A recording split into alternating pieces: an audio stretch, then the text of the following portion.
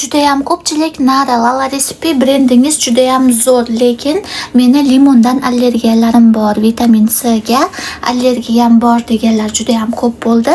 Lekin men ham yuzimni oqartirmoqchiman, qanaqa naborni maslahat berasiz deb judayam ko'pchilik so'rashdi.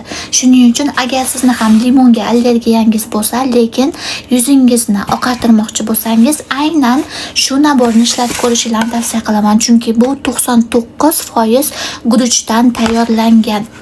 Bu naborda toner siviritka kremigacha bor. Shu yerga qarasangiz 99% guruchdan qilingan deb yozib qo'ygan. Buni tarkibida guruch, glutatsion va tanin bor.